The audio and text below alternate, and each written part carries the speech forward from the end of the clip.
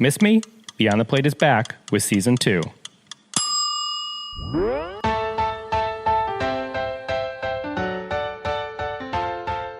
Hey everyone, this is Kappy, and you're listening to Beyond the Plate, a podcast where I sit down in person with the world's culinary elite to explore their journey into the industry and the social impact they have made in their community.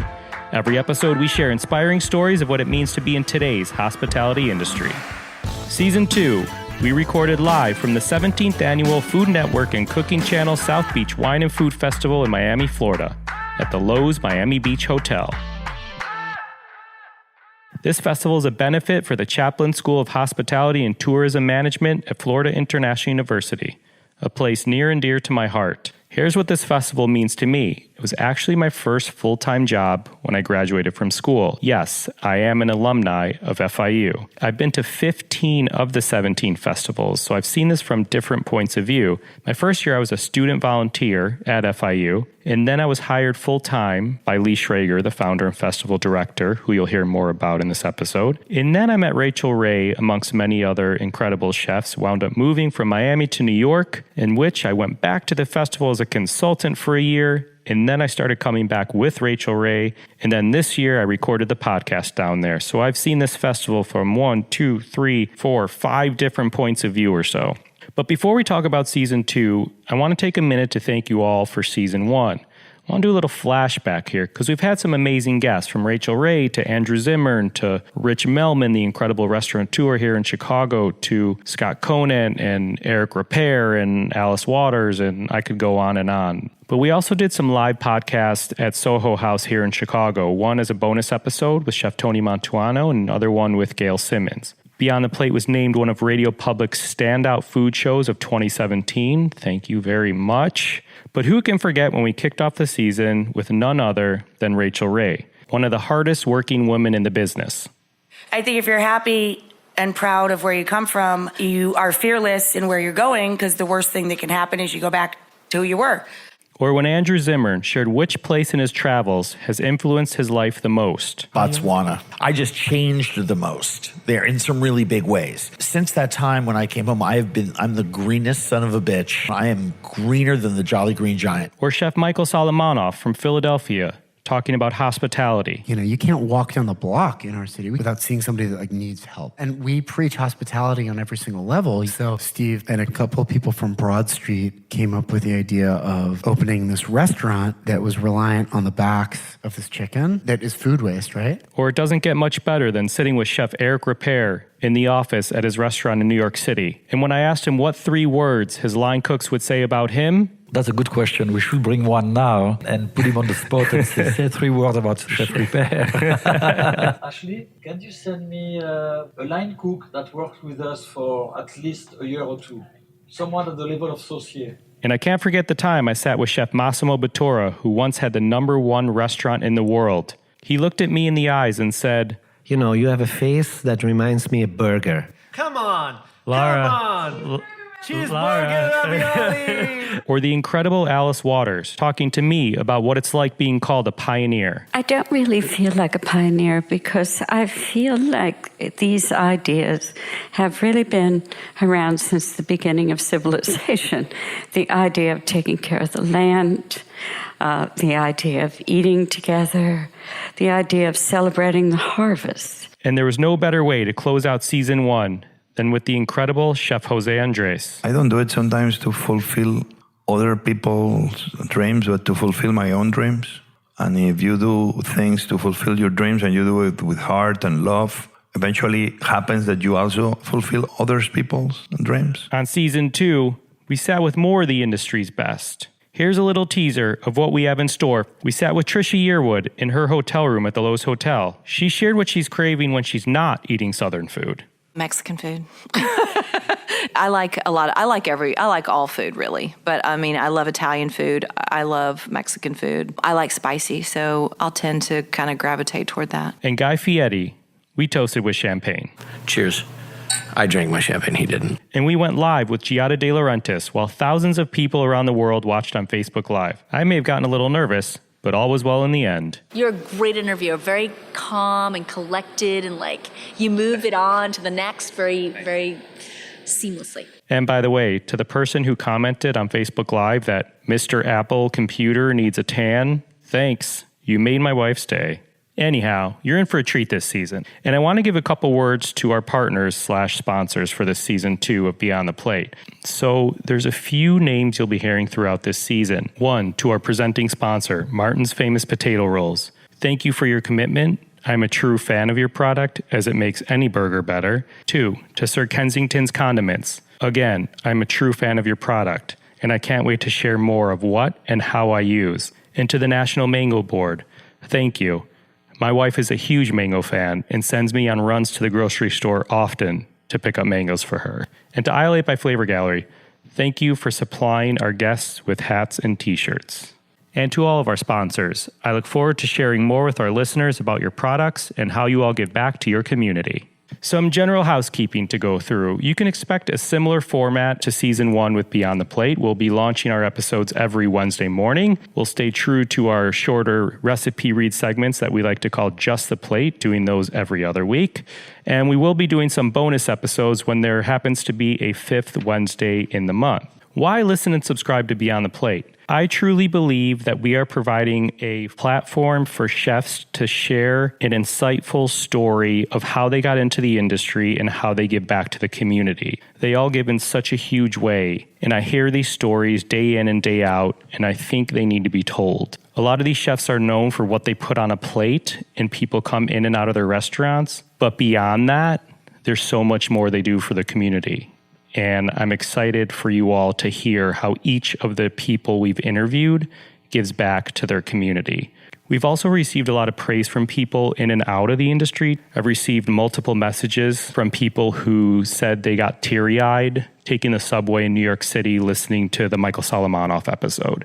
If you haven't checked that one out, I highly encourage you to do so. I've heard from people who work directly in the food industry and from people who work outside of the food industry. I've heard from culinary students that are inspired by messages that these chefs are giving. And I've also heard from business owners that have nothing to do with food. One of them owns a boutique in Atlanta, and she wrote saying she literally sat in her car on her way to work, finishing an episode, and it inspired her to give back more to her community. And I think that's what it's about. So thank you all for listening. And if you could tell one person to listen to this episode who will enjoy it, please do us a favor and do that. Before we get going, I need to give a big thank you to those who helped me, because without them, there's zero chance I would be able to do this incredible project. A big thank you to Ian Cohen. A big thank you to Joel Yeaton. A big thank you to Sean Petrosian. And a big thank you to Mike Krentzman from Red Summit Productions, who came down to Miami to video our Facebook Lives that we did.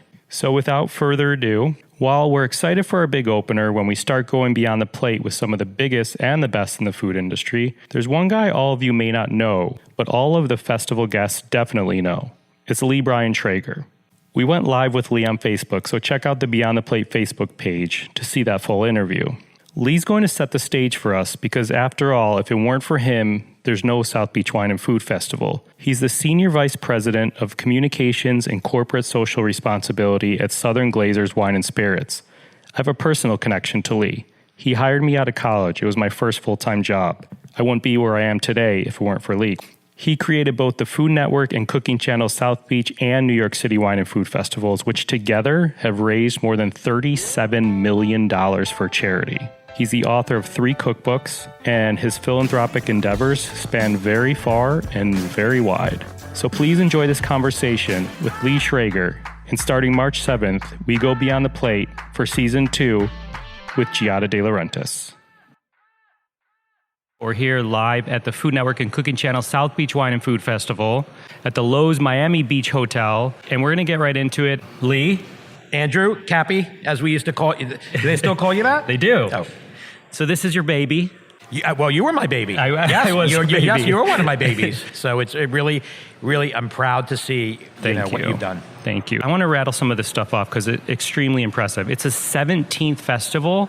It's raised more than $26 million for the Chaplin School of Hospitality Management at Florida International University. You have more than 90 events here this week, more than 350 chefs, winemakers, spirits producers, celebrities, and culinary personalities. Wow. Yeah. Never seems like a lot until you hear it like that. Right. I never look at it like that, because if you did, it'd be really overwhelming. So I take day by day. So, this morning I got up and I looked at my day today. I don't look at Saturday or Sunday, because if you do, you could never stay focused. I only look at a day at a time. Really the truth. You also function on minimal sleep, because I know I was leaving an event after midnight last night and you were still sitting down at a table having conversations. Very unusual for me. I mean, the festival is one of the few times of the year, the New York and South Beach festivals, when I am up past or out past 11 or 12 o'clock. Yeah. So for me to roll in here at like 1:30, I was hungry last night. I ate very little. But 1:30 for me is like, 1:30 because I get up at 4:30 or 5 o'clock. So it was a long night. Yeah, I'm sure. So this is random, but I'm switching gears here really quick. I laugh when people who are like in their 20s tell me that it's too late to change careers. And people are maybe wondering, like, where are you going with this? And I say this because you kind of created what you're doing for yourself when you were around 40 years old.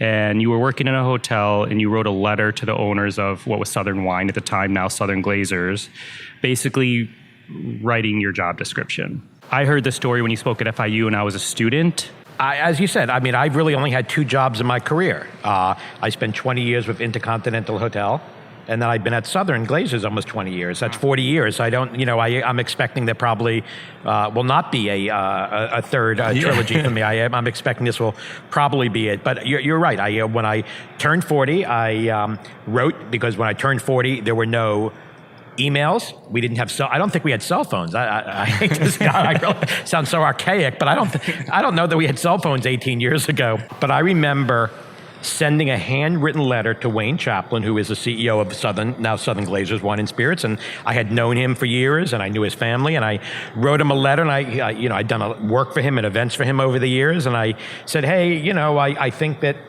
there's something I could do for you. I wrote him this letter, really forgot about it, and like weeks later, he called me and said, let's have breakfast, and we spoke, and he said, well, tell me what you think you can do, and I gave him some ideas, and he said, okay, great, I'll be in touch. Weeks went by, I forgot about it, and I got a phone call from somebody at the company, and they said, let's have lunch, and I had lunch, and at the end of lunch, he said, well, when are you starting? I'm like, starting what? He goes, well, Wayne said you're starting. I'm like, I have no job. He goes, you have a job. Wayne thinks you're starting, so you better get over here. And that was the beginning of it. And I really went to a company that had never had anyone doing special events, had no one doing marketing, had no one doing PR. I mean, it was a large privately held company. I mean, but when I joined Southern in 2000, they were in 6 states. They did $6 billion, and 20 years later, we're in 44 states, the Caribbean, Mexico.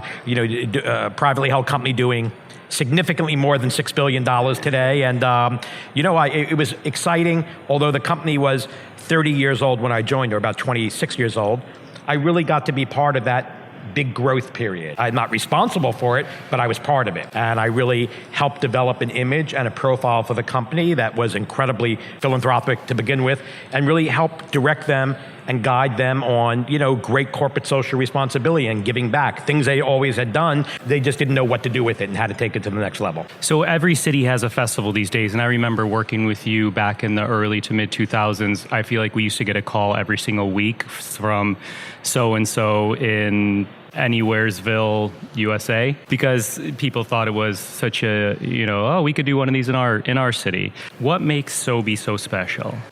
You're right. I mean, when we started, there was Aspen, there was a chili festival in Santa Fe. I don't think there was anything else.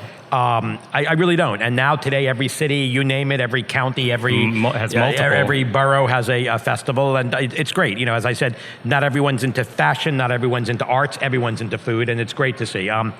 I think why we've been so successful in both South Beach and New York City is 2 things. Location. I mean, this is one of the most beautiful beaches in the world at the middle of winter in most places in the country. So I think location had a lot to do with our success in both cities. New York, we're in the middle of October, when in Indian summer in New York City. So we build our festivals around the beautiful Atlantic Ocean or on top of Pier 92 with a backdrop of, the most beautiful backdrop in New York City, all those beautiful buildings. But I think what makes us really different besides the location is the programming. That we have that Food Network cooking channel, pop culture, personality, that Guy Fieri, the Rachel, the Jada, Bobby Flay, Tyler Florence, Emerald. And then we have Alain Ducasse and Jean-Georges and Massimo Botturo and Ferran Adria and Joel Robuchon and Rene Redzepi. So there are very few festivals where at one point a Giada can be on a stage and a next stage over could be a Alain Ducasse or things like that. So I think it's really the programming and the mixture of programming that we do. How do you make sure that stays fresh? I mean, I guess the food industry in general is ever evolving on a daily basis. Well, it is. I mean, but, consumers still want the Rachel Ray Burger fashion, the Italians, whenever I think about changing something, I'm reminded that we sell, thousands of tickets. Yeah. So I think what's important to me is to keep it fresh by changing. Rachel's taking a break this year, but she'll come back and she'll have missed it. She'll have fresh ideas for next year. And Guy brought a new energy to it this year. Guy brings a new energy to everything. Yeah, I mean, he can walk into this room and he brings a new and different energy. Yeah. So, it's important for me to keep it fresh, for me to stay motivated. I never want to come in here and not love what I do. Right. And, I think every day it's not a matter of just loving what you do, it's doing what you love. And that's really important for me. And remembering how you got there. I think for me, I have to remember how I got there. And I truly believe that from you too, because I'll run into you last night. We ran into each other at the Italian event and you're like, great event, isn't it? Did you try this? How about that, chef? And it's like, you don't make that stuff up. Like, you're really enjoying what has been crafted. I have to. I mean, listen, I go to as many events as I can. Not as many as I used to because you just can't move around the city the same way. But well, we always joked about getting you like a helicopter to take you from event to event. Or a magic carpet or a pogo stick or something like that or a moped. I get to go to less and less events. Vespa sponsor. I wish Vespa would sponsor. But, we had Emerald doing a clam bake in Fort Lauderdale last night. We had a dinner on Brickell Avenue that, I just can't leave the beach. You can't go 4 blocks in traffic here. So I need to stay where I can see a mass amount of chefs, like at the tent. Right. I can see 40 chefs rather than driving an hour to go to a Shabbat dinner or a kosher dinner up in Val Harbor, where it would take me an hour and a half each way, and I see 3 great chefs. So I got to think about where I could. Yeah, that was amazing. That dinner looked incredible. Oh my God, the menu was killer. I know firsthand you get pitched. It's got to be at least hundreds of chefs every year for your festivals. Has there ever been a chef that you had turned down that you regret turning down? No. I mean, Bethany Frankel. Years ago, Bethany Frankel used to email me. Bethany, I remember, she used to have an email called Bethany Bakes at AOL. And she used to always email me and say, or come, and she used to deliver food to my house. And she was delivering healthy food, I guess, at the time. And she always said, I want to be part of the festival. I'm like, really? And I never paid her the time of day. And of course, then she went on to have Skinny Girl, and she still did the festival. She was very good. For me, it's not a matter of liking or not liking somebody, or there are plenty. I don't eat sushi. It doesn't mean that we shouldn't have a sushi event. I'm not a big taco fan, but taco is one of our great events. So I don't, you can tell what I love if you look at the early festivals, the Burger Bash, the Barbecue, the fried chicken event, breakfast events. I mean, I love, that's my type of food. But again, we're not catering to me. I'm not buying tickets. I got to sell 60,000 tickets, and 60,000 tickets. We ticket 60,000 people. So for me, I got to think of things that do I want a vegan dinner? No, I couldn't think of anything I'd rather do less than go to a vegan dinner. But guess what? Tell me how you really feel. Yeah, but we had a vegan dinner last night that sold out. We have a Jean-Georges vegetable lunch. We're having a Syrian women dinner tomorrow night with Alon Shai and Ingrid Hoffman in Fort Lauderdale. I mean, I wish I can go up to that. I love this whole group of Syrian women who are cooking. It's so amazing. That's probably going to be delicious. The food, the menu looked so amazing. I usually kind of close with this, but I almost want to get into it now. A big part of this podcast, Beyond the Plate, is social impact and community work with chefs, because as you know, they're all so unique in how they give back to the community. But with you, it's festivals and it's different beneficiaries for South Beach, for New York, not to mention boards you serve on and the LGBTQ community. Can you share a little bit about just open the platform here for people. I don't think people realize what this festival does. Well, what the festival does is we eat, we drink, and we educate. In this sense, raising money for education. So I grew up really simply. I grew up in a really lower class, middle class family on Long Island, very humbly. We worked hard. No one gave us anything. And, but we did give back, and that was important. Even going to Hebrew school, we worked after hours selling matzah at Passover, at early ages doing things like that. Yeah. And it was kind of always, my parents really inbred upon us the benefits of giving back. You created this model for the festival, though, with South Beach and giving back to FIU, and with New York and giving back to Share Strength and Food Bank, which to this day, people say, how much money does it make? And I was like, oh, they raised $26 million and it all goes back towards the school. And everyone's like, wait, what? No, and you know the saddest part about that, it's so often I'll meet a chef, there are chefs who I'm friendly with who said, I'm not coming down there. It's just, you're getting rich off it and the Southern, I'm like, believe me, I'm not getting rich off this. And believe me, Southern Glazers doesn't need whatever money we're making, but it is successful. It's successful, but it's not successful. It didn't happen on its own. I mean, this success, you were part of it. You saw it. I mean, we built this from nothing. Yeah. We had a dream and we believed in it and we had people who cared about it. And that's how it got to where it is. No one gave us anything. Yeah. We didn't have a title sponsor. We didn't have a presenting sponsor. I didn't know any chefs. I mean, I didn't have access to the people that have access today. And I knocked on doors and I believed in it and I lived it. And sooner or later, people caught on and believed that what we were doing. Plenty of AOL accounts we reached out to. Absolutely. Before, in the early days when we didn't have social media, you couldn't get that Martin Yan phone number. You had to work for 3 days to find out who represented Martin Yan. Now everything's so so easy. The festivals were created in the sense of giving back. Yeah. Southern Glazers is all about giving back in the communities that we do business in. And, that's why these festivals are created, to give back. Education here and hunger in New York. Yeah. Well, so what advice would you give about community engagement to, there's hundreds of FIU student volunteers here? Well, you know it. You were an FIU student. You were an intern. You were one of my early interns. And I think I find it very frustrating to go to that school or to speak to people who don't get engaged in this festival. I went to FIU. I didn't graduate. I have no college degree. But if I went to FIU and there was something like a festival where I had access to meet these people, access to cook along and do the mise en place for a Michael White or for a April Bloomfeld, I would have paid to do that. And then you have students today who just don't want to participate and they're too busy or they don't want to give up a weekend. I'm like, you're crazy. Yeah, that changed my whole education. It changed a lot of, you can get anything out of this festival. I mean, when I look at you, what you did and what the business that you built and then go working for Rachel and Yummo and being part of Rachel's success from the get-go and now what you're doing, that's what this is all about. So I travel all over the world and I'm always amazed when I travel and I'll go to a hotel and I'll check in. They say, oh, Mr. Schrager, we were at FIU. Oh. For the students who put something in, you get something out. No one's going to, as it goes back to what my dad always says, you're not going to, if you don't give, you don't get. And if the students don't give, they're not going to get, and they shouldn't get. I mean, there's no free ride. You eat well, you travel well. What's the one restaurant that you've been dying to go to you haven't been to? You've been to all of them. My days of rushing to a restaurant, it used to be when we travel, that I used to have 10 reservations. If we were going to Italy or wherever it was, I had breakfast, lunch, dinner, and I had, you remember I used to have interns map out, where I should eat or look at the sites. I mean, I travel now and I don't make any reservations. I mean, I am happy to miss a meal, happy to stay home, or I'm happy to go out and have street food. I mean, I love, I can eat street food in India or in Thailand or in Israel. I mean, to me, there's nothing better. You want to learn about the food in the city? Eat street food. You want to learn about the food in a small town?